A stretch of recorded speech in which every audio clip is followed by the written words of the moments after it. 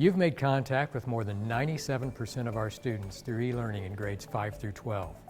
Student participation in the elementary is more difficult to measure, but knowing the bond between teacher and student at that level, it could even be higher. I open this update today with a resounding thank you for addressing the learning needs of so many students in so many different and creative ways. Thank you.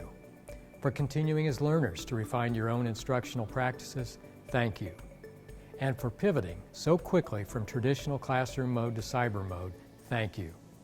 Silver lining in this global medical crisis, which has forced us to close, is that we are developing new skills that may very well change how we go about the art and science of education from this point forward. While I'm confident that our future beyond COVID-19 is bright, many familiar features of a typical end of school year will be altered. Many still are unclear. Perhaps the biggest question is whether we'll resume after May 1st. So much of our planning hinges on that unknown. As you're aware, we'll not have final examinations this year, and semester grades at all levels will be calculated using achievement data from both 3rd and 4th grade grading periods. The selection and naming of the Teacher of the Year, one of my favorite events, will look different. Details are being considered by the committee designated for that purpose, and more information will soon be released. Teacher evaluation will be revised this year. Due to the number of observations yet to be conducted, it's doubtful that time will allow for their completion. To what degree the process will be revised is in discussion, and the resolution of that discussion is contingent on possible directives from the Indiana Department of Education. Operation Right Time Advisory Committee, that's charged with studying school start times, will proceed on a revised timeline with participants to be named next week. I anticipate that we will still meet the deadline for a recommendation to the school board in October. At the high schools, commencement exercises are now in question. Students who have spent 13 years to earn the privilege of a graduation ceremony are now wondering, as are their parents, if that ceremony will even take place.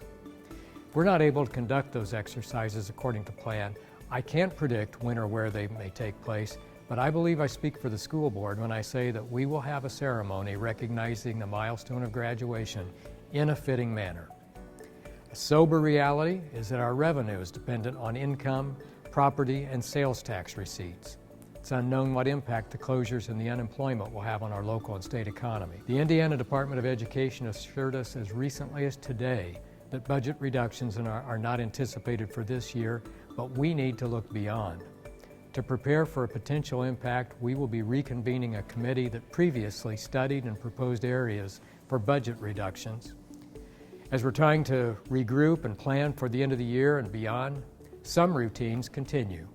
We have new enrollees who must be admitted, and some of you will actually receive new students before we resume school. Some of our students will continue to need food supplements. We're planning distributions again after spring break. Case conferences must be conducted, and it may be necessary to conduct those on days other than e-learning days. Professional growth and development opportunities will be extended, and I encourage you to take advantage of those opportunities. We continue to move forward on the construction of an elementary building in Wayne Township to replace Durbin Elementary for K-4 programming. And a staff of over 2,000 individuals will always have fellow members who require medical attention. I ask that you keep in your thoughts and prayers those on our staff who are themselves coping with the effects of the coronavirus. As I began this update, I now end it by saying thank you. I remind you to take care of yourselves, stay healthy, and I assure you, we will emerge from this ordeal smarter and stronger as an organization. Thank you.